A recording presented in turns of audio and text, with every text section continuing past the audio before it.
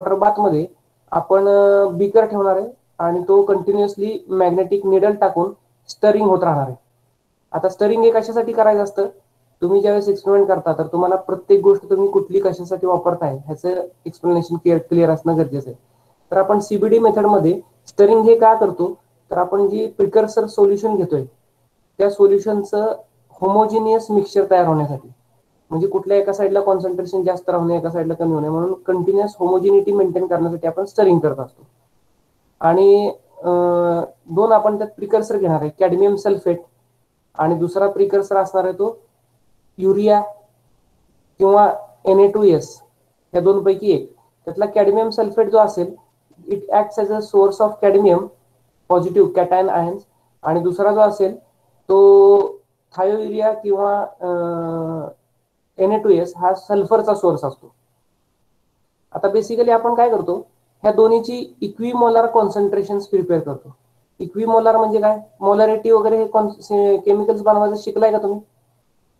समजा एखादं सॉल्ट असेल, त्याचं मोलेक्युलर वेट 200 ग्रॅम आहे, तर त्याचं 0.1 मोलार सोल्युशन 100 ml प्रिपेअर करायचं. तर ते कसं करायचं हे तुम्हाला माहित आहे का? सगळेच म्यूट झाले का? Jadhav,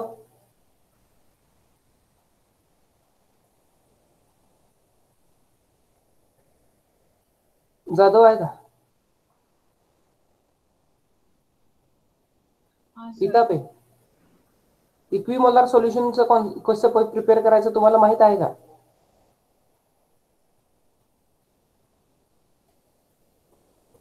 Amruta, yes sir. कसं कसं प्रिपेअर करतात? निखिल, कसं प्रिपेअर करतात सांगता येईल तुम्हाला कोणाला? नाही. ठीक आहे, मी सांगतो तुम्हाला. तुमच्याकडे वही असेल तर लिहून घ्यायचं बघा. वही असेल तर तुम्ही लिहून घ्या. याचं काही मी प्रेझेंटेशन तयार केलेलं नाही, तुम्ही वही असेल तर लिहून घ्या. आपण कुठल्याही सोल्युशन, आता सगळ्यांनाच तुम्हाला प्रोजेक्टमध्ये सोल्युशन्स प्रिपेअर करायचे, तर मोलॅरिटी आपण कशी काढणार लिहून घ्या थोडंसं.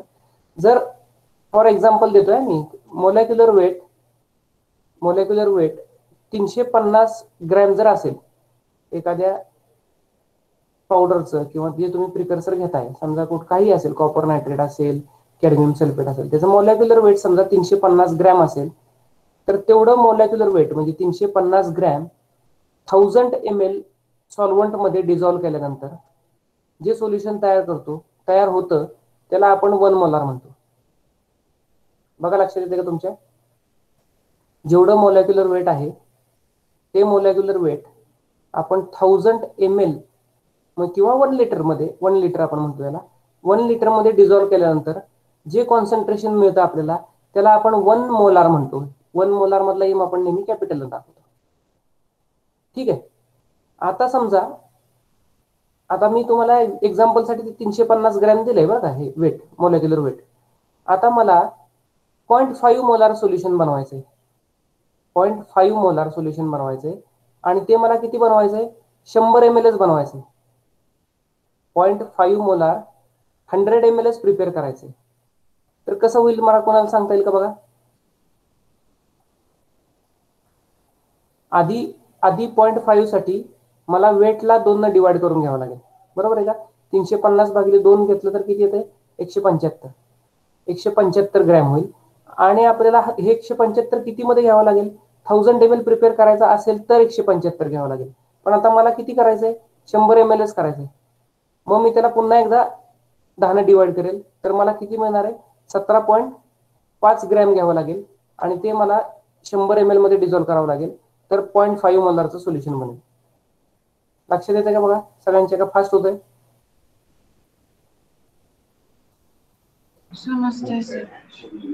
समजतंय ना? तुम्ही हे लिहून घ्या, कारण हे आता परत तुम्हाला रिपीट कोण करणार नाही. तुम्ही आला की तुम्हाला डायरेक्ट प्रॅक्टिकल करायला, कारण शासनानं सांगितलंय 21 सप्टेंबर पासून 12वीचे मुलांना एंट्री द्या प्रॅक्टिकल वर्कसाठी.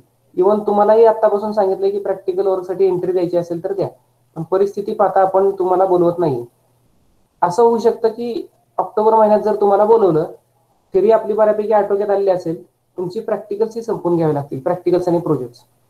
मग त्यासाठी त्यावेळेस जर आपण हे सगळे कॅल्क्युलेशन्स वगैरे सांगत बसतो तर तेवढा वेळ आपल्याला प्रत्येकासाठी देता येणार. आज आपण ग्रुपमध्ये सगळे एकत्र आहोत तर हे थोडंसं तुमच्या लक्षात येईल. तर आपण आता काय केलं, 0.5 मोलारचं सोल्युशन बनवायचं असेल 100 ml तर त्यासाठी कॅल्क्युलेशन केलं, त्या प्रमाणात आपल्याला डिवाइड करत जायचं. आता 0.5 मोलारचं करायचं असेल, 0.5 मोलारचं झालं आपलं. आता 0.05 मोलारचं करायचं असेल 100 ml तर पुन्हा काय करावं लागेल, 17.5 ला तुम्हाला 10 ने डिवाइड करावं लागेल. 1.75 जर तुम्ही 100 ml मध्ये डिझॉल्व केलं तर 0.05 होणार, बरोबर आहे का? आता मला जर 100 नकोय, 25च करायचंय 0.05चं, तर पुन्हा मी त्या आलेल्या वेटला 4 ने डिवाइड करेल, कारण मी 25 ml प्रिपेअर करणार आहे. अशा पद्धतीनं तुम्हाला कॉन्सन्ट्रेशन्स डिफाईन करता आली पाहिजे. ठीक आहे. आता आपण पहिलं एक्सपेरिमेंट करताना सीडीएसचा आपण काय म्हणलं की आपण काय करणार आहे की इक्विमोलार कॉन्सन्ट्रेशनची 2 सोल्युशन प्रिपेअर करणार.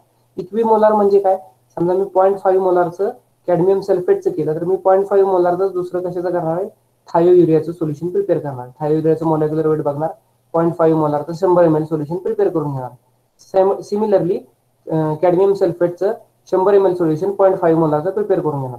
आता होतं काय की ही 2 सोल्युशन जर तुम्ही एकात एक मिक्स करायचा प्रयत्न केला, केमिकल पाथ डिपॉझिशन म्हणजे काय असतं की आपण त्यात एकच सोल्युशन प्रिपेअर करणार आहे आणि त्याच्यामध्ये तुम्हाला ज्याच्यावर कोटिंग करायचंय तो सबस्ट्रेट डीप करून ठेवणार आहे आणि त्याला हिटिंग करत असताना एका पर्टिक्युलर कंडिशनला तुम्हाला फेज फॉर्मेशन होऊन फिल्म डिपॉझिट झालेली मिळणार आहे. एक्सपेरिमेंट अगदी सोपा आहे, अगदी 20 ते 25 मिनिटात एक्सपेरिमेंट होतो, पण त्याची मेथडॉलॉजी तुमच्या लक्षात आली पाहिजे. मग आता आपण काय केलं, 2 सोल्युशन वेगवेगळ्या बिकरमध्ये 100 ml चे प्रिपेअर केले. सोल्युशन कुठलं आहे, 0.5 मोलारचं. आता मोलॅरिटी तुमच्या चार्टमध्ये वेगळी असेल, पण मी तुम्हाला एक एक्झाम्पल म्हणून सांगतोय. 0.5 मोलारचं आपण कॅडमियम सल्फेटचं सोल्युशन सेपरेट प्रिपेअर केलंय वॉटरमध्ये, सॉल्व्हंट इज वॉटर, आणि दुसरं प्रिपेअर केलंय थायोयुरियाचं, ज्यातनं आपल्याला एस हा सोर्स मिळणार आहे आणि इकडनं आपल्याला कॅडमियम हा सोर्स मिळणार आहे आणि बाकी जो पार्ट आहे तो इव्हॅपोरेशन मध्ये निघून जाणार आहे. सल्फेट मधला SO4- वगैरे तो काय आपल्या फिल्म मध्ये इन्कॉर्पोरेट होणार नाही. मग आपण हे 2 सोल्युशन ज्यावेळेस इंडिपेंडेंट सेपरेट प्रिपेअर करून घेतोय आणि त्यांना जर आपण मिक्स केलं तर काय होतं, जर हे दोन्ही आपण 200 ml बिकर मध्ये ऍड केली तर प्रेसिपिटेट फॉर्म होतो. प्रेसिपिटेट का फॉर्म होतो, तर कॅडमियम CD2+ आहे आणि SC2- आहे, तर किंवा SC2- आहे, SC1- आहे. तर हे आयन्स काय करतात, पटकन एकत्र येतात आणि CDS फॉर्म होतो, प्रेसिपिटेट फॉर्म होतो. आपल्याला तसा इमिजिएट प्रेसिपिटेट नकोय, कारण तो बल्क प्रेसिपिटेट तुम्हाला काही नॅनो स्ट्रक्चर देत नाही. आपल्याला नॅनो फॉर्म मध्ये पाहिजे डिपॉझिशन, म्हणून आपण काय करतो, कॉम्प्लेक्स करतो. मग कॉम्प्लेक्स करण्यासाठी आपण काय वापरतो, याच्यामध्ये कॅडमियम सल्फेटचं जे सोल्युशन प्रिपेअर केलं आहे त्याच्यात आपण अमोनिया सोल्युशन ऍड करतो. आता अमोनिया सोल्युशन ऍड करायचं तर किती करायचं, कसं करायचं, तर पहिल्याच कॅडमियम सल्फेटच्या सोल्युशन मध्ये आपण अमोनिया सोल्युशन ऍड करत जाणार. किती ऍड करणार, तर तुम्ही अमोनिया सोल्युशन ऍड करत जात असताना तुम्हाला सुरुवातीला असं दिसतं की क्लिअर सोल्युशन जे होतं तुमचं कॅडमियम सल्फेटचं, क्लिअर अगदी पाण्यासारखं सोल्युशन असतं, त्याच्यामध्ये अमोनिया ऍड करत असताना थोडासा दुधी रंगाचा प्रेसिपिटेट येतो. तर तो दुधी रंगाचा प्रेसिपिटेट आला पाहिजे आणि तो पुन्हा गेला पाहिजे, एवढं आपल्याला अमोनिया सोल्युशन ऍड करायचं असतं.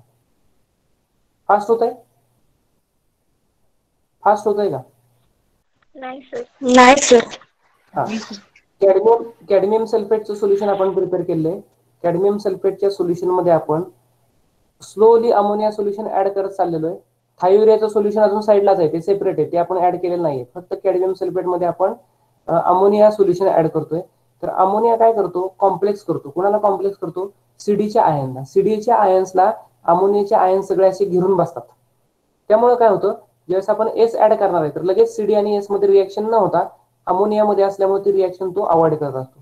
तर हे कॅडमियमच्या भोवती सगळे अमोनियाचे आयन्स सर्क्युलर फॉर्म मध्ये त्यांचे आयन्स अटॅच होऊन राहतात.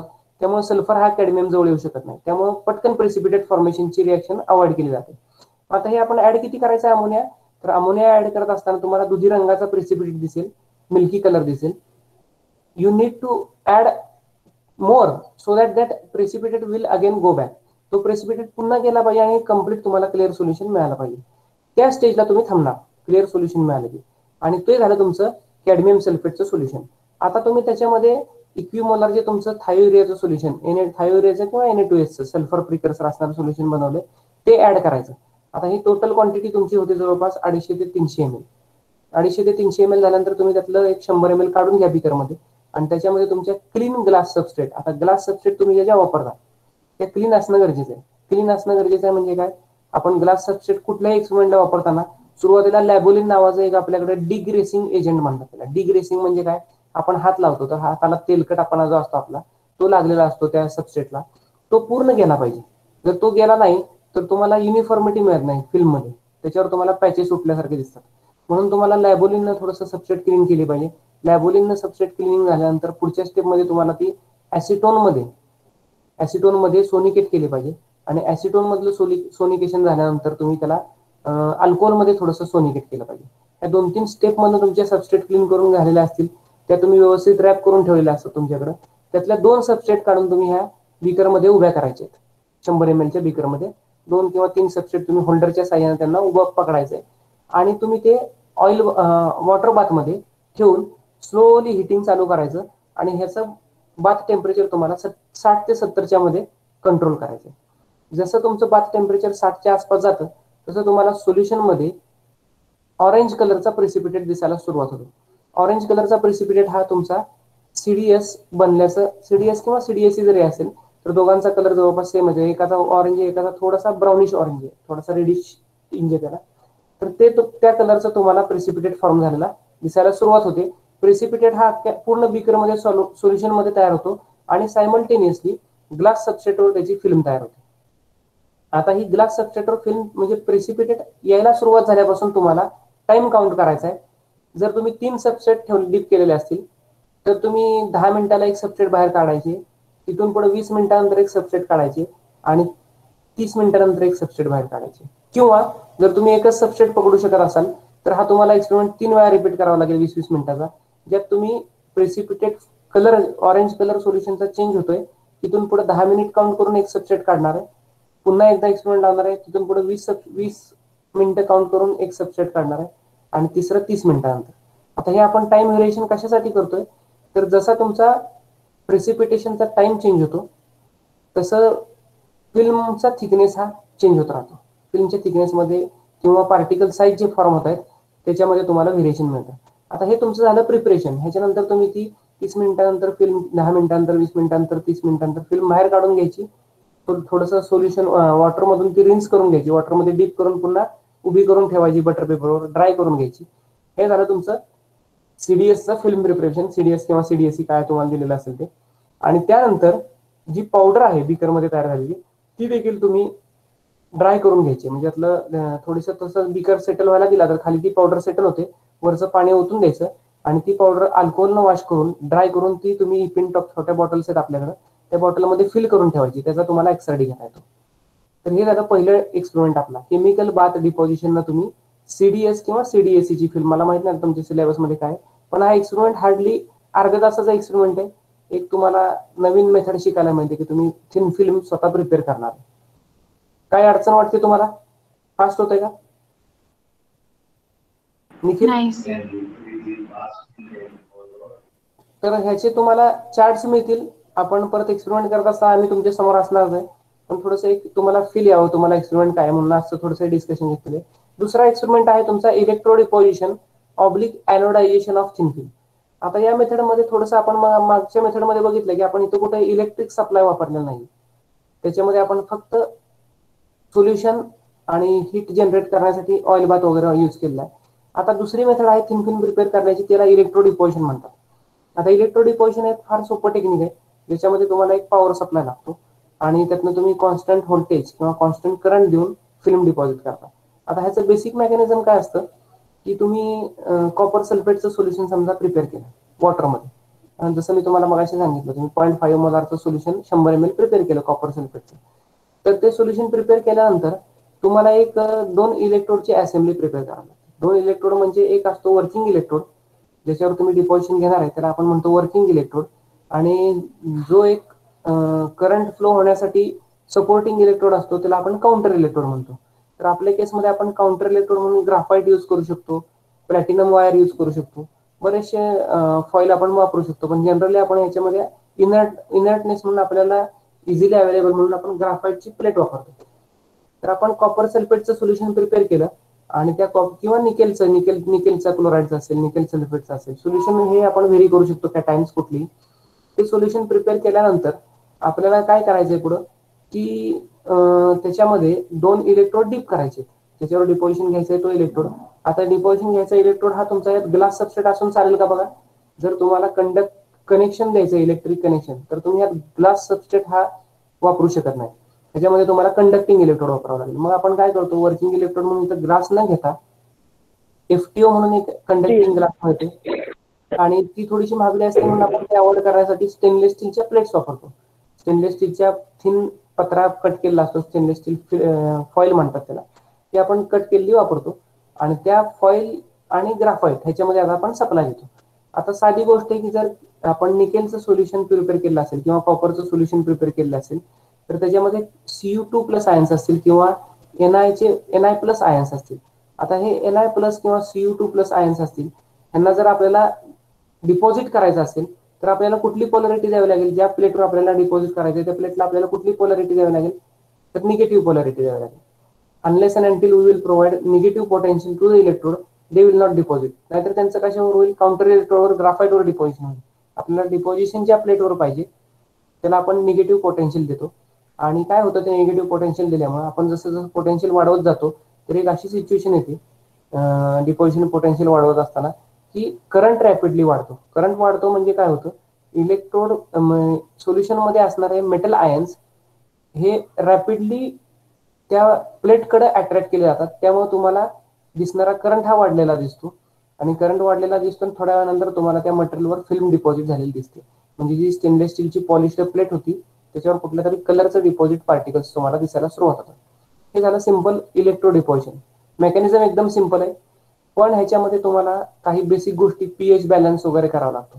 कारण डिपॉझिशन होत असताना प्रेसिपिटेशन किंवा मटेरियलचं सॉलिडिफिकेशन होण्यासाठी काही कंडिशन्स असतात, एन्व्हायरमेंटल कंडिशन म्हणजे पीएच बॅलन्स वगैरे, ते आपण कसे करतो त्याच्यासाठी आपण काय वापरणार आहे ते आपण एक्सपेरिमेंट करताना बघूया. त्यातलाच एक दुसरा पार्ट आहे एनोडायझेशन ऑफ थिन फिल्म्स. आता एनोडायझेशनचा एक्सपेरिमेंट करत असताना हा कम्प्लीट इलेक्ट्रो डिपॉझिशनच्या उलटा आहे. इलेक्ट्रो डिपॉझिशन मध्ये आपण काय करतोय की सोल्युशन मध्ये असणारे आयन्स अट्रॅक्ट करून घेतोय, कशावर, तर फिल्मवर, ज्याच्यावर आपल्याला डिपॉझिशन करायचंय. पण एनोडायझेशन मध्ये उलट आहे. एनोडायझेशन मध्ये आपण काय करणार आहे, करोजिंग हा थोडासा करोजन सारखा फेनॉमेना आहे, म्हणजे गंजणे जो प्रकार आहे त्याच्यासारखा. एनोडायझेशन मध्ये आपण काय करतो, टायटेनियम सारखं एखादा मटेरियल आहे, TiO2 ची फिल्म आपण एनोडायझेशनला प्रिपेअर करू शकतो. तर त्यात आपल्याला काय करायचं असतं, टायटेनियमची फॉईल आपण घेतो आणि सॉल्व्हंट मध्ये आपल्याला काही कोरोजिव्ह आयन्स म्हणजे जे आयन्स कोरोजन घडवून आणतात तसे आयन्स आपण घेतो. त्याच्यात अमोनियम फ्लोराईड NH4F चं वॉटर मधलं सोल्युशन आपण प्रिपेअर करतो आणि यामध्ये आपण आता पॉझिटिव्ह पोटेन्शियल आपल्या एनोडायझेशन मध्ये एक गोष्ट लक्षात ठेवायची, एनोडला नेहमी पॉझिटिव्ह पोटेन्शियल असतं, त्यामुळे आपण ज्याचं एनोडायझेशन करायचंय त्या मटेरियलला आपण पॉझिटिव्ह पोटेन्शियल देतो. आता पॉझिटिव्ह पोटेन्शियल टायटेनियमला दिल्यामुळे काय होतं, NH4F सोल्युशन प्रिपेअर केलेलं आहे आपण, NH4चं वॉटर मधील सोल्युशन आहे. फ्लोरीनचे आयन्स F- आयन्स अटॅक करतात कुणावर, त्या मेटल प्लेटवर, आणि जसं ऑक्सिजनमुळे गंजतं तसं हे F- काय करतं, हळूहळू ते टायटॅनियम मेटल फॉईलला छोटी छोटी छिद्र तयार करायला सुरुवात करतात. आणि ही रिएक्शन जर तुम्ही 24 तास किंवा 12 तास कंटिन्यू केली तर असं लक्षात येतं की ते पोखरत आत जाऊन ट्यूब सारखं स्ट्रक्चर, ट्युब्युलर मॉर्फॉलॉजी तुमच्या टायटॅनियम मेटल फॉईलवर तयार होते. तर ह्याला म्हणतात एनोडायझेशन. दोन्हीमध्ये बघा फरक काय, इलेक्ट्रो डिपॉझिशन मध्ये आपण सॉल्व्हंट मध्ये जे मेटल आयन्स आहेत ते अट्रॅक्ट करून डिपॉझिट करतो आणि एनोडायझेशन मध्ये आपण काय करतो, मेटल फॉईल आहे तो मेटल फॉईल आपण पोखरणार आहे आणि त्याच्यामध्ये ट्यूब सारखं म्हणजे टनल सारखे जंक्शन्स तयार करणार आहे. आपण बोगदा कसा डोंगरामध्ये केला जातो की थोडं थोडं थोडं थोडं खलत जाऊन आपण एक होल तयार करतो, तसं आपण एनोडायझेशन मध्ये टायटॅनियम मेटल फॉईलवर ट्यूब सारखी मॉर्फॉलॉजी, एक F- आयन्स आला तर तो एका ठिकाणी एका पॉइंटवर इचिंग चालू करतो. अशा पूर्ण फॉईलवर F- आयन्स येतात आणि ते इचिंग चालू करतात, म्हणजे थोडंसं पोखरल्यासारखा प्रकार येतो आणि टायटॅनियम मेटल हा बाहेर काढला जातो आणि ट्युब्युलर मॉर्फॉलॉजी, तुम्हाला खाली ट्यूब सारखे स्ट्रक्चर्स फॉर्म झालेले दिसतात. तर हा एक्सपेरिमेंट सोपा आहे.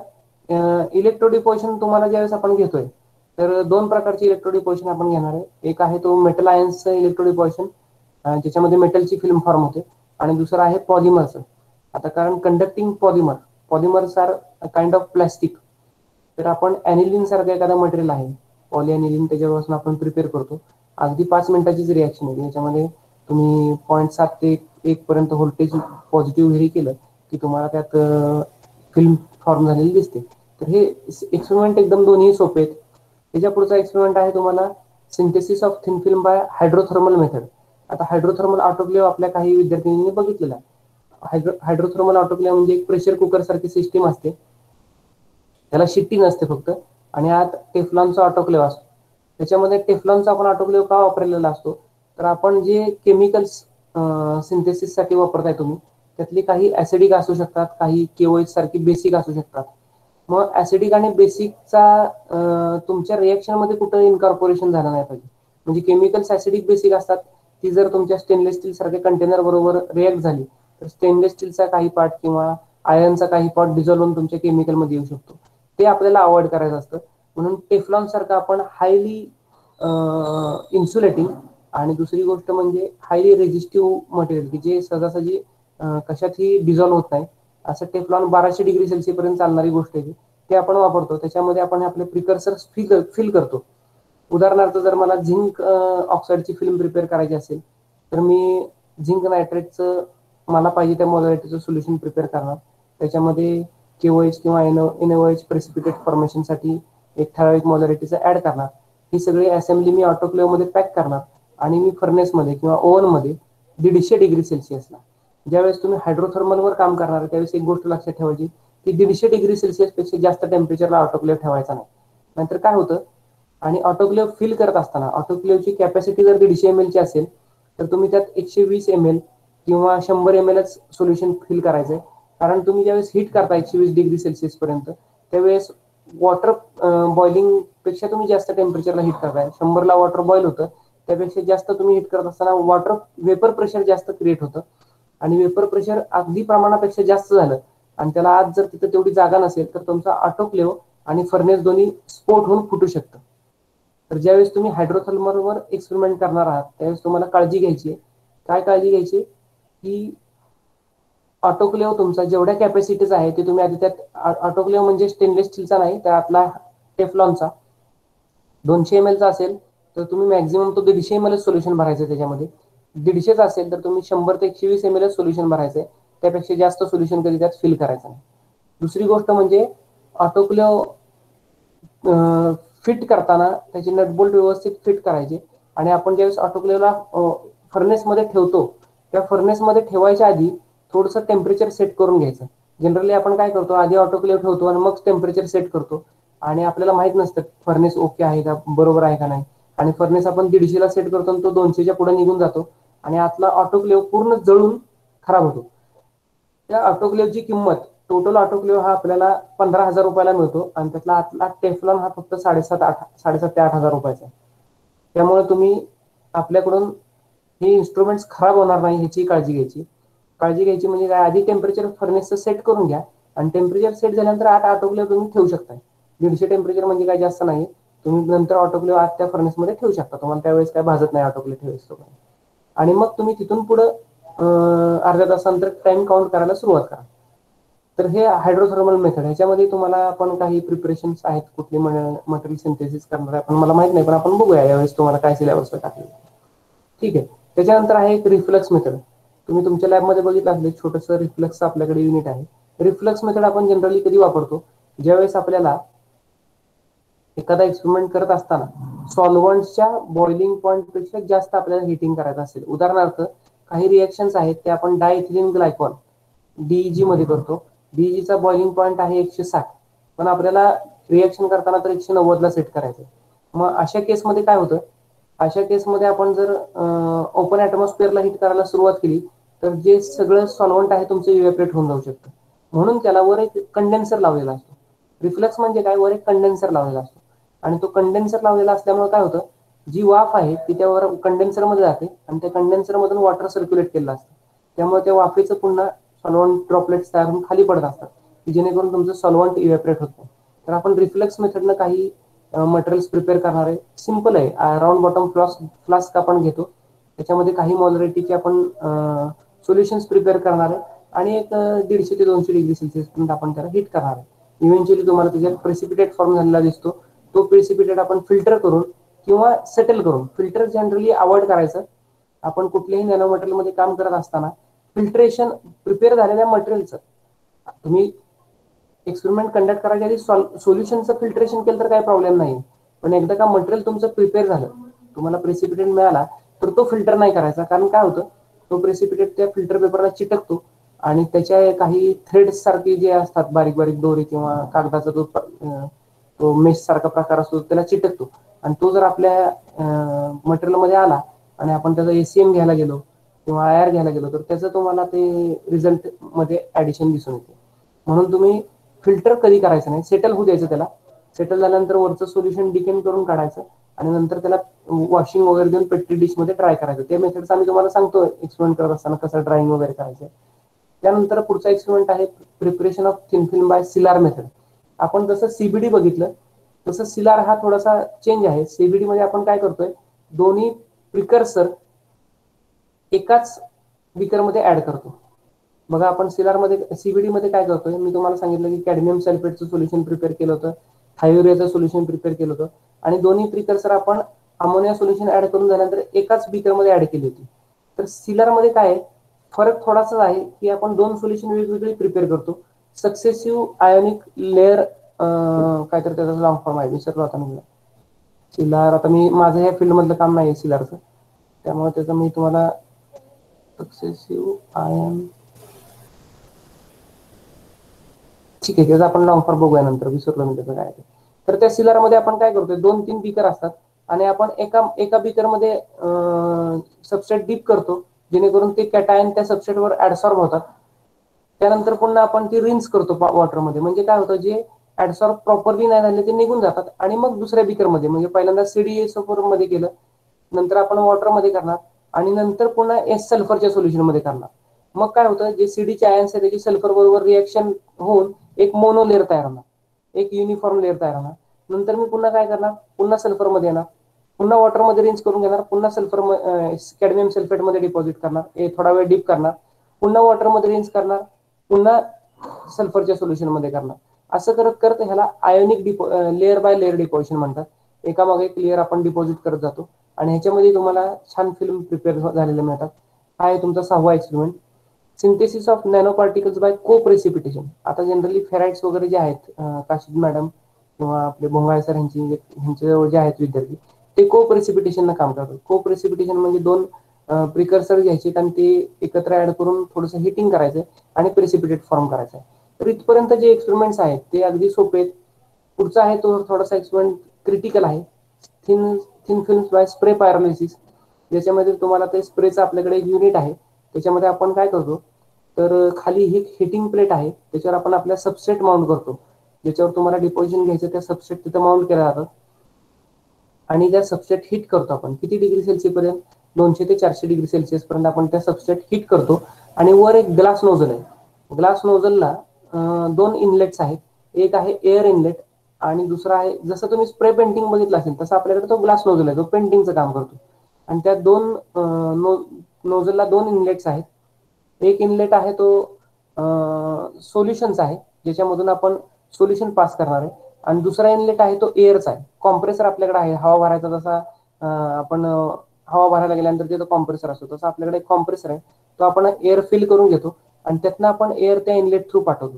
आता त्या नोझलच्या छोट्या एरियाचा, म्हणजे हार्डली एक 10 ml किंवा 20 ml कॅपॅसिटीचा तो नोझल आहे.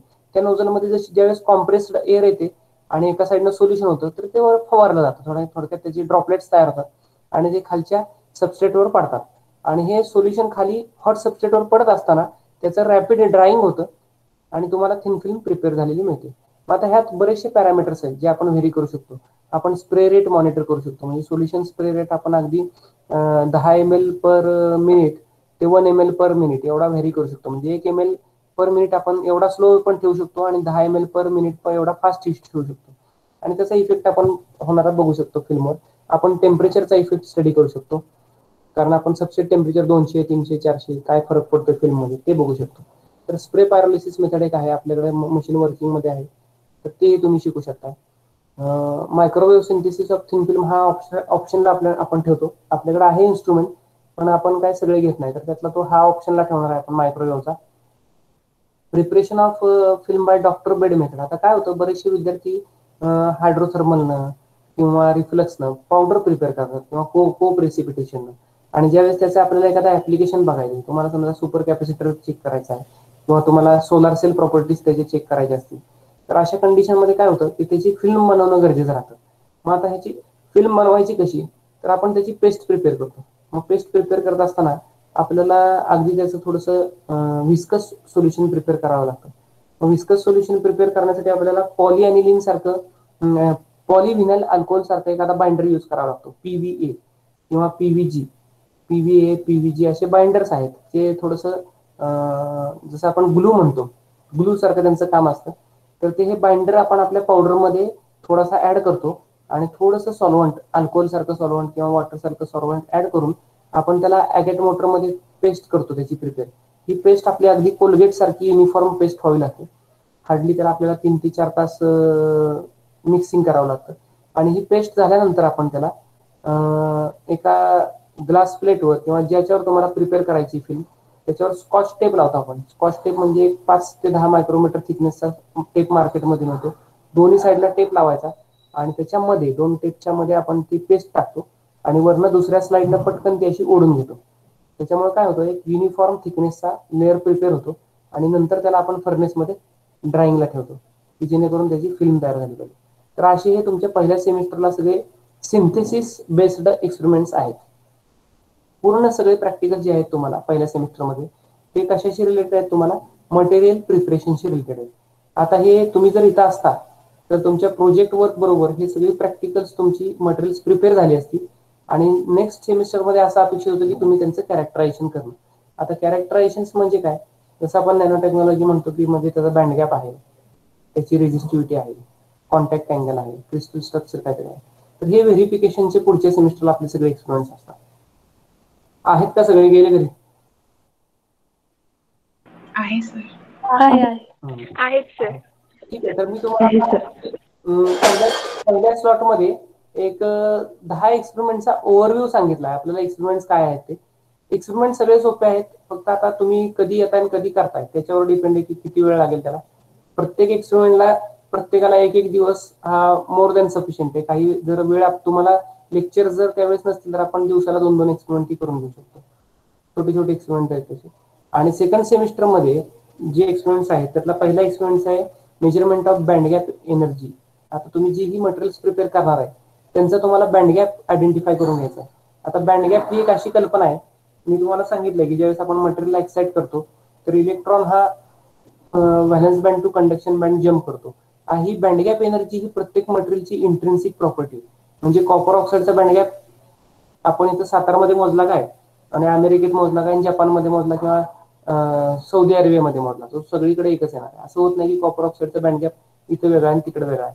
तो त्याच्या स्ट्रक्चरनुसार थोडाफार बदलू शकतो. म्हणजे नॅनो अगदी क्वांटम डॉट असेल आणि तुमचा एखादा बल्क असेल तर तो 0.5 to 0.6 व्हेरिएशन त्याच्यामध्ये येऊ शकतं, पण तेही वेल डिफाईंड आहे. तर तुम्ही ज्या गोष्टी प्रिपेअर करणार आहे, झिंक ऑक्साईडची फिल्म केली, CDS ची फिल्म केली किंवा अॅनिलिन बनवलं तुम्ही, तर ह्या सगळ्या गोष्टींचे तुम्हाला मेजरमेंट्स इथे घ्यायचे आहेत आणि त्याचं अनालिसिस करायचं आहे. म्हणजे तुम्ही त्याचा बँड गॅप व्हेरीफाय करायचा. तर बँड गॅप व्हेरीफाय करताना आपण बेसिकली काय करतो, आपल्याकडे एक UV विजिबल स्पेक्ट्रोफोटोमीटर आहे, त्याच्यामध्ये तुमचं सॅम्पल ठेवतो आणि एक रेफरन्स ठेवतो. आता सॅम्पल म्हणजे काय, जर तुम्ही ग्लासवर झिंक ऑक्साईडची फिल्म कोट केली असेल तर ते तुमचं सॅम्पल झालं आणि एक दुसरी ब्लँक ग्लास सबस्टिट आपण ठेवतो, ती रेफरन्स झाली. म्हणजे आपण त्या दोघांचा आपण सायमल्टेनियस UV घेतल्यानंतर आपल्याला काय मिळतं, absorption due to only zinc oxide मिळतं. ग्लासचा त्यातनं इलिमिनेट केला जातो कारण आपण रेफरन्सला ग्लास दिला आणि पुन्हा त्याचं आपल्याला ग्राफिकल रिप्रेझेंटेशन करावं लागतं. तर तुम्ही एक गोष्ट लिहून घ्या, युट्यूबवर काही व्हिडिओज आहेत ते तुम्ही थोडेसे बघायचे. 2-2, 4-4 मिनिटाचे व्हिडिओ आहेत, जास्त काही अवघड नाही. Determination of band gap and plotting of Tauc plot, TAUC, Tauc plot. थोडंसं लिहून घ्या या गोष्टी. तुमच्या फ्री टाइम नुसार तुम्ही हे व्हिडिओ बघा. आपण UV कसा घेतो आणि त्याच्यावरून आपण टाउक प्लॉट कसा काढतो. कारण तुम्ही परत आल्यानंतर तुम्हाला मी मागं सांगितलं की तुम्हाला ह्याच्यावर काही सेमिनार्स द्यावे लागतील. ते नंतर आपण डिस्ट्रीब्युशन करू, कोण टाउक प्लॉटवर बोलेल, कोण TEP वर बोलेल. तर Tauc plot, TAUC, determination of band gap using Tauc plot. TAUC Tauc plot त्यात सगळं दिलेलं आहे तुम्हाला. डेटा कसा मिळतो तर दोन प्रकारचा डेटा मिळतो तुम्हाला. एक असतो वेव्हलेंथ आणि दुसरा असतं ऍब्सॉर्प्शन. आणि त्या वेव्हलेंथ आणि ऍब्सॉर्प्शनच्या डेटावरून तुम्हाला टाऊ प्लॉट काढायचा असतो. तर तो टाऊ प्लॉट कसा काढायचा, त्याला टँजंट काढून बँड गॅप कसा फाइंड आउट करायचा ते त्या व्हिडिओमध्ये सगळं दाखवलेलं आहे. युट्यूबला बघा determination of band gap using Tauc plot. दुसरा एक बघा determination of band gap using DRS diffuse reflectance किंवा calculation of band gap from DRS diffuse reflectance spectra. छोटे छोटे व्हिडिओ सगळे दिलेले आहेत. डिफ्यूज रिफ्लेक्टन्स स्पेक्ट्रावरून तुम्ही बँड गॅप कसा फाइंड आउट करायचा.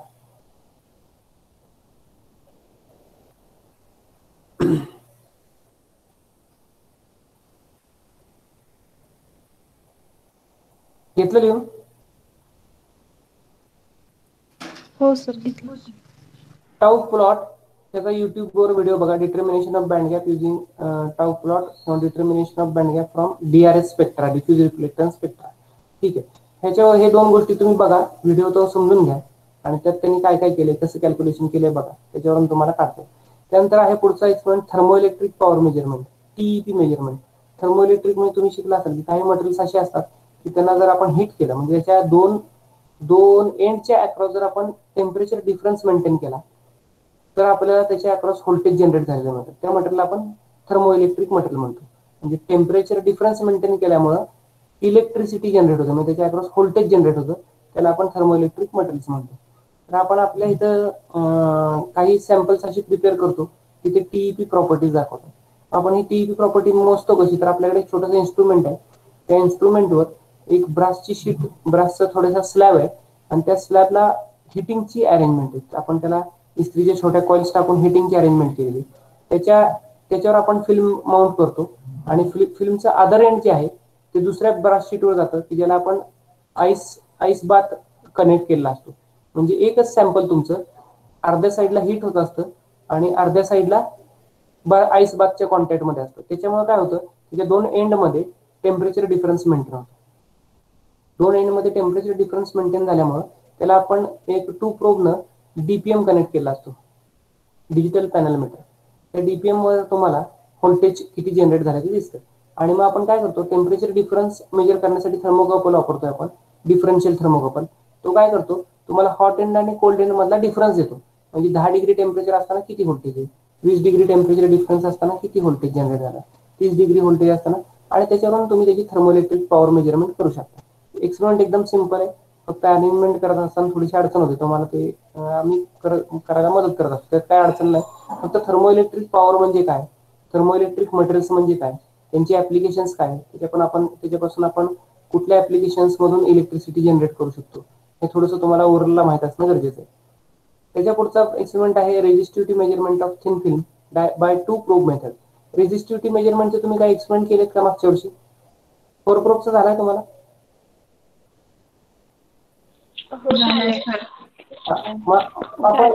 आपण 4 प्रोबचा एक्सपेरिमेंट कधी करायचा, 2 प्रोबचा एक्सपेरिमेंट कधी करायचा हे तुम्हाला माहित असलं पाहिजे. ज्यावेळेस तुमचं मटेरियल हायली कंडक्टिंग असतं, ज्यावेळेस तुमचा मटेरियल हे हायली कंडक्टिंग असतं म्हणजे त्याची रेझिस्टिव्हिटी कमी असते, त्यावेळेस आपण जनरली 4 प्रोब वापरतो. 4 प्रोब वापरायचं कारण काय असतं, त्यामध्ये आपण 2 प्रोब मधून करंट पास करतो आणि 2 प्रोबच्या अगेन्स्ट व्होल्टेज मेजर करतो. पण ह्याच्यामध्ये आपण काय करणार आहे, 2 प्रोब मध्ये त्याच 2 प्रोब मधून आपण करंट पास करणार आहे, त्याच 2 प्रोबच्या अक्रॉस आपण रेझिस्टन्स मेजर करणार आहे. त्यात काय होतं, 2 प्रोब मध्ये ज्यावेळेस तुमचं मटेरियल हायली रेझिस्टिव्ह आहे, म्हणजे रेझिस्टिव्हिटी जास्त आहे, ऑक्साईडचे फिल्म असतील तर तुम्ही टो प्रोब वापरू शकता. का आपण हे वापरायचं असतं, तर प्रोबचा रेझिस्टन्स, प्रोब म्हणजे आपण ज्या वायर्स वापरतोय, प्रोबचा रेझिस्टन्स हा तुमच्या मटेरियलच्या रेझिस्टन्सशी निग्लिजिबल आहे, कम्पॅरेटिव्हली तो कमी आहे. त्यामुळे आपण टो प्रोबला हायली रेझिस्टिव्ह मटेरियल वापरू शकतो. तर हे एक्सपेरिमेंट करताना हे सिंपल एक्सपेरिमेंट आहे. सिरीज मध्ये तुम्हाला करंट मीटर, व्होल्ट मीटर घ्यावा लागतो फिल्मच्या, आणि तुम्ही त्याला घेतल्यानंतर एक व्होल्टेज सेट करायचं 5 व्होल्ट 10 व्होल्ट आणि हिटिंग करायचं, आणि ते करत असताना करंट कितीनं चेंज होत जातं ते बघतो आपण, आणि त्याच्यावरून ग्राफिकल रिप्रेझेंटेशन करून रेझिस्टिव्हिटी प्लॉट करतो. एक्सपेरिमेंट एकदम सिंपल आहे. फक्त तुम्हाला थोडंसं हिटिंग ते स्लो असतं, आपण त्याला हिटिंग जे करत असतो ते रूम टेम्परेचर ते जवळपास 250 डिग्री पर्यंत आपण हीट करतो. हिटिंग स्लो होत असल्यामुळे तुम्हाला 1-2 तास तिथे बसून राहावं लागतं. एक्सपेरिमेंट सोपा आहे. तुम्ही कुठलंही मटेरियल प्रिपेअर करत असताना, उदाहरणार्थ आता मी करेला जो प्रोजेक्ट दिलाय त्या एक्सपेरिमेंट मध्ये आपण काय करतोय, झिंक ऑक्साईड मध्ये हॅलो अल्युमिनियम. सर, आवाज आहे. Hello, hello sir. काय बोलताय? काय शंका आहे का?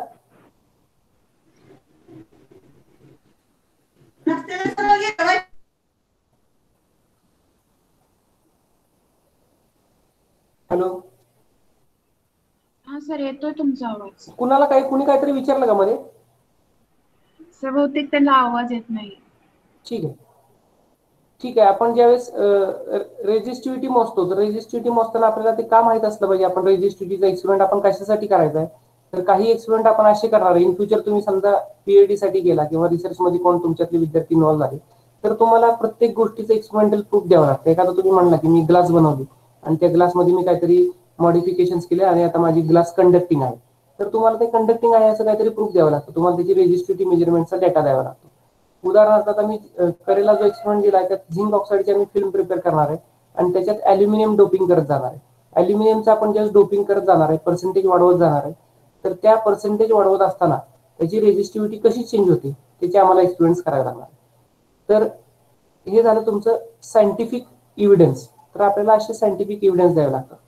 त्याचप्रमाणे पुढचा एक्सपेरिमेंट आहे कॉन्टॅक्ट अँगल मेजरमेंट.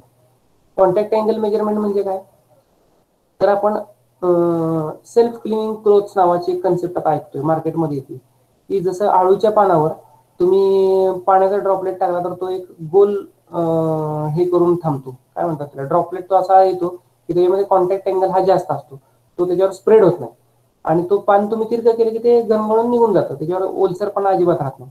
तसे आता काही क्लोथ्स मार्केटमध्ये येतात, म्हणजे सेल्फ क्लिनिंग क्लोथ्स आहेत, सेल्फ क्लिनिंग ग्लासेस आहेत. गाडीच्या काचा आपण गाडी चालवत असताना पाऊस जर जास्त पडला तर आपल्याला कंटिन्युअस वायपर चालू ठेवावा लागतो. तिथं जर आपण काही कोटिंग्स दिली की त्याच्यावर पाणी थांबणारच नाही, तर दॅट इज ऍडव्हान्टेजेस. तर अशी बरेचसे ऍप्लिकेशन्स आहेत की जिथे तुम्हाला कॉन्टॅक्ट अँगल हा जास्त असावा लागतो. तर तो कॉन्टॅक्ट अँगल मध्ये आपण हायड्रोफिलिक आणि हायड्रोफोबिक हे दोन बेसिक डिफरन्सेस असतात. हायड्रोफिलिक म्हणजे ज्याच्यात पाणी पूर्णपणे असं आत जातं आणि हायड्रोफोबिक म्हणजे 150 पेक्षा जास्त कॉन्टॅक्ट अँगल येतो आणि पाणी गरमवून जातं. तर आपण हे हायड्रोफिलिक मटेरियल्स म्हणजे काय आणि कॉन्टॅक्ट अँगल हा मेजर कसा करायचा, तुमच्या फिल्म तुम्ही ज्या बनवणार आहे ती हायड्रोफिलिक आहे का हायड्रोफोबिक आहे तुम्हाला चेक करायचं आहे आणि त्याच्यावर कॉन्टॅक्ट अँगल मेजरमेंट कशा करायचे हे तुम्ही एक्सपेरिमेंट मध्ये शिकणार आहे. पुढचा एक्सपेरिमेंट आहे crystal structure of thin film. Crystal structure म्हणजे आपण थिन फिल्म ज्यावेळेस बनवतो तर त्या थिन फिल्मचं स्ट्रक्चर तुम्हाला कसं आहे, त्याचे लॅटिस पॅरामीटर्स काय आहेत, ते कुठल्या क्रिस्टल स्ट्रक्चर मध्ये मोडतं. 7 क्रिस्टल स्ट्रक्चर तुम्हाला आहेत बेसिकली, क्युबिक, रोम्बोहेड्रल, अजून कुठल्या ऑर्थोरोम्बिक, मोनोक्लिनिक, ट्रायक्लिनिक, हेक्झॅगोनल. तर हे कुठल्या टाईप मध्ये ते मोडतं हे तुम्हाला कॅल्क्युलेशन वरून काढता आलं पाहिजे. त्याचे प्लेनचे इंडायसेस तुम्हाला काढता आले पाहिजे, प्लेन्स कुठले कुठले आहेत. तुम्हाला एक्सरे डिफ्रॅक्शनचा डेटा दिला असेल तर त्या डेटावरून तुम्हाला त्याचे प्लेन्स काढता आले पाहिजे, त्याचे लॅटिस पॅरामीटर्स काढता आले पाहिजे. ते तुम्ही त्या एक्सपेरिमेंट मध्ये शिकणार आहे. Dielectric constant measurement by using LCR. त्याच्यामध्ये आपण दिलेल्या मटेरियलचा डायलेक्ट्रिक कॉन्स्टंट म्हणजे इन्सुलेटिंग मटेरियल मध्ये आपण म्हणतो की डायलेक्ट्रिक कॉन्स्टंट ही एक आपण फिजिकल एंटिटी आहे, ती आहे ती कशी मोजायची. मॅग्नेटिक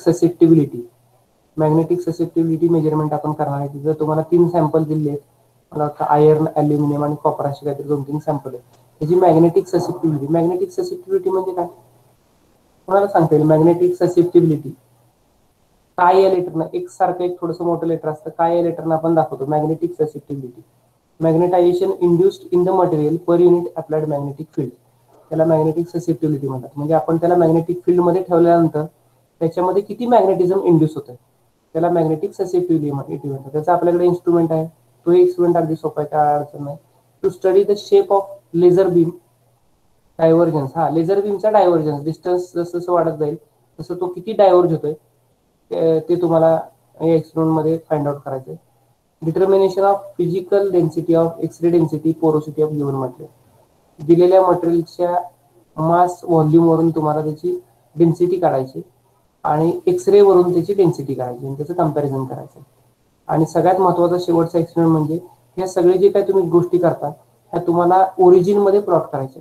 म्हणून ओरिजिन नावाचं एक सॉफ्टवेअर आहे आणि त्या सॉफ्टवेअर मध्ये तुम्हाला हा डेटा प्लॉटिंग कसा करायचा हे शिकून घ्यायचं. तर ते एक्सपेरिमेंट करत असताना आम्ही तुम्हाला सांगत जातो कसा प्लॉट करायचा. तर अशा पद्धतीनं तुमचा हा सेकंड इयरचा पहिल्या सेमिस्टरचे प्रॅक्टिकल्स आहे. तर आम्ही तुम्हाला याचे काही शीट्स स्कॅन करून पाठवतो. तुम्ही ते शीट्स शक्यतो लिहून काढलं तर बरे होतील, की जेणेकरून तुम्ही इथं आला की फक्त त्यात आकडे वगैरे भरून तुमचे रिपोर्ट तयार होतील एक्सपेरिमेंट करून. कारण तुम्ही आता घरी असताय, तुम्हाला प्रॅक्टिकल शीट्स लिहायला काही अडचण नाही. तर मी कालच सांगितलं लॅबमध्ये तुम्हाला त्या जुन्या शीट्स जे विद्यार्थ्यांनी सबमिट केलेल्या असतात प्रोजेक्टच्या, त्या शीट स्कॅन करून पाठवल्या जातील. त्या शीट मिळाल्या की तुम्ही मग ते डाउनलोड करून किंवा लिहायचा प्रयत्न करा बघून तुमच्याकडे. तर आता मला वाटतं इथं आपण थोडंसं थांबूया. प्रॅक्टिकलचं तुमचं आजचं डिस्कशन आपण झालंय, कुठले कुठले प्रॅक्टिकल्स घेणार आहोत त्या संदर्भातलं. पुढच्या सेमिस्टरचे प्रॅक्टिकल्स हे आपण बघू शकतो, पण ते इतक्यात गडबड करायची काही गरज नाही. आणि रजिस्ट्रेटिव्ह बाय 4 प्रोब मेथड. ठीक आहे, तुम्हाला एक थोडंसं 5 मिनिटात मी अजून एक गोष्ट सांगतो की तुम्ही गुगलला जावा आणि गुगलमध्ये तुम्ही vlab.co.in टाका. vlab.co.in. vlab म्हणजे व्हर्च्युअल लॅब्स. दिसतंय तुम्हाला? स्क्रीन दिसतंय का आता? हो दिसते सर. काय दिसतंय त्या स्क्रीन मध्ये तुम्हाला? व्हर्च्युअल लॅब्स, मिनिस्ट्री ऑफ हा, ह्युमन रिसोर्स डेव्हलपमेंट. व्हर्च्युअल लॅबची वेबसाईट दिसते. तर ह्याचा ऍड्रेस काय आहे बघा, vlab.co.in. गुगलमध्ये टाकायचं. त्यानंतर तुम्ही या साईटला जाताय. या साईटला एकदा तुम्ही गेला ना की असं खाली या, तिथं broad area of virtual labs दिलेलं आहे.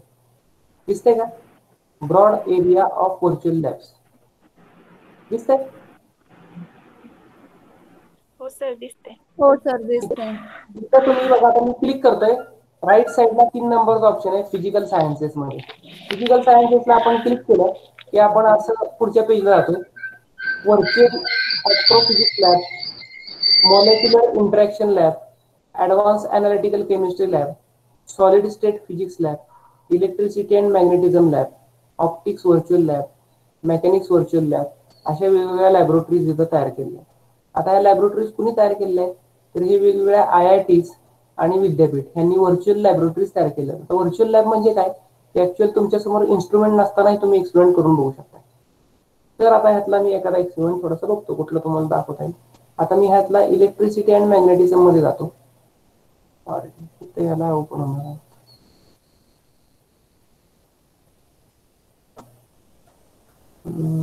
सॉलिड स्टेट मधला जर होतं बघूया. आता सॉलिड स्टेट मध्ये रेजिस्टिव्हिटी 4 प्रोबचा हा एक्सपेरिमेंट आहे. सॉलिड स्टेटच्या लॅबला रेजिस्टिव्हिटी ऑफ 4 प्रोब हा तुम्हाला पुढच्या सेमिस्टरला एक्सपेरिमेंट आहे. ठीक आहे. आता या एक्सपेरिमेंट मध्ये दिसतंय का सगळ्यांना? हो सर दिसतंय. हो सर दिसते. आपण सॉलिड स्टेटच्या लॅबमध्ये गेलोय. त्या लॅबमध्ये गेल्यानंतर हा रेजिस्टिव्हिटी ऑफ 4 प्रोबचा एक्सपेरिमेंट आहे. ठीक आहे. आता हा एक्सपेरिमेंट तुम्हाला आहेच पुढच्या सेमिस्टरमध्ये. 4 प्रोबचं तुम्ही रेजिस्टिव्हिटी मेजरमेंट करणार आहे. मग हा एक्सपेरिमेंट करत असताना त्याची एम काय आहे, त्याचा ॲपॅरेटस काय आहे, त्याची थिअरी काय आहे, हे तुम्हाला सगळं इथं दिलेलं आहे. ते तुम्ही बघा थोडंसं. त्याच्यानंतर तुम्ही पुढच्या टॅगला गेला की तिथं प्रोसिजर दिलेली आहे. प्रोसिजर दिलेली आहे त्यांनी. Select the material, range of the current, current slider, हे थोडंसं वाचून बघा त्यात काय काय दिलेलं आहे. आणि ऑब्झर्वेशन टेबल काय असणार आहे, त्याच्यावरून तुम्ही कॅल्क्युलेशन काय करणार इथं दिलेलं आहे. सेल्फ इव्हॅल्युएशन म्हणजे तुम्हाला काय कळलं, तुम्हाला काय कळलं बाबा ओरलला. As temperature increases, resistivity of semiconductor काय होते, थिअरी त्याची. थोडक्यात हे ओरलचे 4-5 प्रश्न इथं दिलेले आहेत. त्यानंतर एक सिम्युलेटर दिलेलं आहे. तर सिम्युलेटर म्हणजे काय असतं बघा, इथं तुम्हाला जो लॅबमध्ये तुम्ही एक्सपेरिमेंट करता त्याची सगळे इन्स्ट्रुमेंटेशन डिटेल दिसत आहेत का? हो सर. हाच एक्सपेरिमेंट आपण लॅबमध्ये करतो. इथं तुम्ही करंट रेंज वाढवू शकता, रेंज ऑफ ओव्हन सेट करू शकता, टेम्परेचर तुम्ही सेट करू शकता. ठीक आहे. आणि तुम्ही एक्सपेरिमेंट हा कंडक्ट करू शकता. तर ह्याच्यामध्ये हे सगळे तुम्हाला टेम्परेचर व्हेरिएशनचे वगैरे ऑप्शन्स आहेत. तर हा एक्सपेरिमेंट कसा करायचा याची प्रोसिजर दिलेली आहे.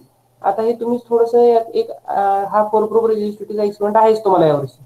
तर तुम्ही काय करा, फोर ग्रुपचा एक्सपेरिमेंट थोडासा तुम्हाला जसा वेळ मिळेल तसं बघा एक आठवडाभर आपल्याला कसा करता येईल हा एक्सपेरिमेंट. त्यानंतर त्याचं सिम्युलेटरमध्ये आपल्याला काय काय करायचं आहे, आपल्याला रिझल्ट कसे मिळतील. आधी तुम्हाला क्रिस्टल घ्यायचा आहे, सिलिकॉनचा घ्यायचा का जर्मेनियमचा घ्यायचा, करंट किती ठेवायचा आहे, 200 एम्पियरच्या रेंजमध्ये ठेवायचा का 20चा. मग आपण करंट स्लोली वाढवत जाणार आहे, करंट वाढवत जायचं आहे.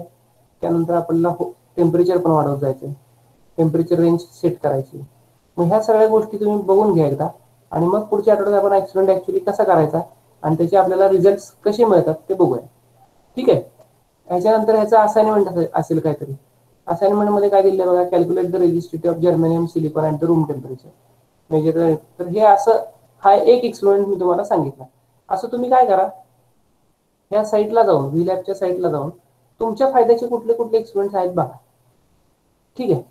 आता ही एक व्ही लॅब मी तुम्हाला दाखवली, हा, जी सॉलिड स्टेटची आहे. अशा अजून बऱ्याचशा लॅबोरेटरीज आहेत तिथं, त्या तुम्ही इंडिव्हिज्युअल थोडंसं बघा, तर तुमचे सिलेबसचे कुठले कुठले एक्सपेरिमेंट आहेत शोधा. आता virtual lab in electricity magnetism open होत नाही, त्याला काहीतरी ते कनेक्शन असते. ऍडव्हान्स मेकॅनिक्स मधलं आपल्याला काही नसेल. हीट अँड थर्मोडायनामिक्स मधलं तुम्हाला काय असेल का एक्सपेरिमेंट करा, नाही. थर्मोकपल सीबेक इफेक्ट हा एक्सपेरिमेंट तुम्हाला नाहीच आहे. तर तुम्ही ह्यात तुमच्या उपयोगाचे कुठले कुठले एक्सपेरिमेंट शोधा. अशीच एखादी तुम्हाला नॅनोची व्हर्च्युअल लॅब मिळते का बघा, V lab for thin film मिळते का बघा. तशी जर तुम्हाला सर्च करून मिळाली तर तुमचे काही एक्सपेरिमेंट, आता व्हर्च्युअल लॅब अशा बऱ्याच चालू झाल्या आहेत सगळीकडे. तर तुम्ही थोडंसं एक आठवडा एक थेअरी पासून वेगळं थोडंसं डायव्हर्जन म्हणून प्रॅक्टिकलचं तुम्हाला काय करता येईल त्यासाठी थोडंसं अशा लॅबोरेटरीज तुम्हाला अजून बऱ्याच सापडतील. या आपल्या भारतातल्या लॅब्स आहेत, फॉरेनमध्ये बऱ्याचशा व्हर्च्युअल लॅब चालू झाल्या आहेत. तर थिन फिल्मची व्हर्च्युअल लॅब एखादी आहे का, त्यात आपला एखादा डिपोजिशनचा एक्सपेरिमेंट तुम्हाला दिसतोय का, तो आपण तसा व्हर्च्युअली करू शकतोय का, हे थोडंसं बघा. आम्ही शोधतोय. आता हे आल्यानंतर आम्हाला तुम्हाला हे शिकवायचे जायचे काही experiment. Carbon content in the soil तो फाइंड आउट करायचा एक्सपेरिमेंट आहे, ॲनिमेशन आहे.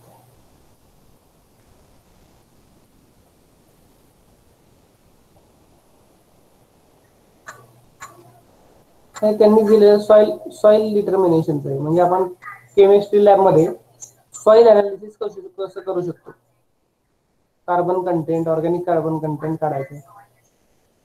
तर असे व्ही लॅबचे बरेचसे एक्सपेरिमेंट्स आता शासनानं आणि इव्हन फॉरेन युनिव्हर्सिटीजनं अवेलेबल केलेले आहेत. तर तुम्ही काय करा, थोडासा सर्च करा, फिजिक्स किंवा thin film experiments for V lab, किंवा इंडिव्हिज्युअल तुम्ही तुमच्या एक्सपेरिमेंटचं नाव टाकून व्ही लॅबवर सर्च करा, तुम्हाला लायब्ररीज सापडतील. आणि मग तुम्ही त्यात थोडंसं बघा आपल्याला तो एक्सपेरिमेंट कसा करता येईल. कारण आता तुम्ही घरीच आहे, तुमच्यासमोर इन्स्ट्रुमेंट नाही, तर कमीत कमी ह्यातनं तुम्ही बघू शकताय. न्यू व्ही लॅब डेव्हलपमेंट्समध्ये काही लॅबोरेटरीज दिलेल्या असतात, नवीन चालू असतात.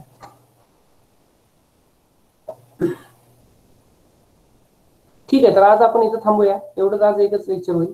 पुढचं लेक्चर मला माहित नाही कोण घेणार आहे काय, आणि शक्यतो पुढच्या लेक्चरला मग आपला राहिलेला सिलेबस आपण कव्हर करायचा प्रयत्न करू. तोपर्यंत तुम्हाला चार्ट्स मिळतील प्रॅक्टिकलचे, तुम्ही घरी लिहून घ्यायचा तर प्रयत्न करा, जेणेकरून आल्यानंतर लिहायचा वेळ जाणार नाही. ओके, काय शंका तुमची, काही शंका आहेत का?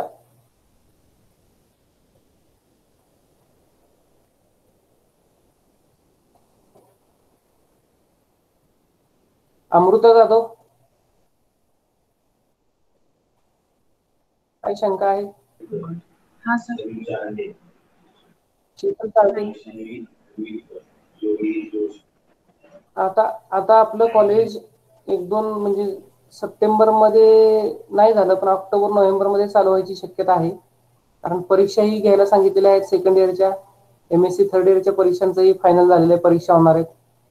त्यामुळं इव्हेंच्युअली तुम्हालाही सेकंड इयरच्या MSc सेकंडच्या विद्यार्थ्यांना प्रॅक्टिकलसाठी वगैरे महिन्याभरात यावं लागेल, नेक्स्ट महिन्यापासून वगैरे. तर तुम्ही त्या दृष्टीनं प्रिपेअर राहा. थेरीचा अभ्यास बऱ्यापैकी करून घ्या. आल्यानंतर तुमचं मॅक्झिमम फोकस इथं प्रॅक्टिकल सुरू होईल. महिन्याभरात प्रॅक्टिकल्स कम्प्लीट करून, जर्नल्स कम्प्लीट करून तुमची परीक्षा डिसेंबरमध्ये वगैरे, नोव्हेंबर डिसेंबरच्या दरम्यान घेतली जाईल. तर त्या दृष्टीनं तुम्ही प्रिपेअर राहा. असं समजू नका की हे वर्ष आपल्याला घरीच आहे, परीक्षा होईल का नाही. कारण शासनानं सांगितलेलं आहे की परीक्षा ह्या कंपल्सरी तुम्हाला ज्या विद्यार्थ्यांना डिग्री मिळणार आहे त्यांच्या घ्याव्याच लागतील. त्या दृष्टीनं नियोजन चालू आहे. कॉलेज तुमची सेमिस्टरची एक्झाम डिसेंबर किंवा नोव्हेंबर एंडला वगैरे अशी घेऊ शकते. तारीख आताच मी सांगू शकत नाही, ते तुम्हाला कळेल. पण तुम्ही प्रिपरेशन त्या दृष्टीने ठेवा. आणि ह्या परीक्षा बऱ्यापैकी येतच होतील, प्रॅक्टिकल परीक्षा होती. तर प्रॅक्टिकल आल्यानंतर आम्ही तुमचे घेणारच आहे, त्यासाठीच या सुरुवात थोडीशी केली की तुम्हाला ऍटलिस्ट प्रॅक्टिकल तरी माहित असावे कुठले. आलं की आपण थोडंसं दिवसभरात एक एक 2-2 प्रॅक्टिकल संपवायचा प्रयत्न करू, कारण थेरी बऱ्यापैकी आटोक्यात आलेली असेल तोपर्यंत. तर तुम्ही प्रॅक्टिकलच्या दृष्टीने तयार राहायचंय, थेरीचा अभ्यास करून घ्या. आणि कारण त्यानंतर तुम्हाला PL वगैरे जास्त मिळणार नाही. तुम्ही सप्टेंबरमध्ये, आता सप्टेंबर महिना गेला, ऑक्टोबरमध्ये याल, हार्डली तुम्हाला 10-15 दिवसाचा वेळ मिळणार आहे आणि लगेच तुम्हाला परीक्षेला सामोरं जावं लागेल. आणि सेकंड सेमिस्टर तुमचं जानेवारीपासून कंटिन्यू होईल रेग्युलर प्रमाणे, डिसेंबर किंवा जानेवारीपासून. ओके, ठीक आहे, आज आपण इथे थांबूया.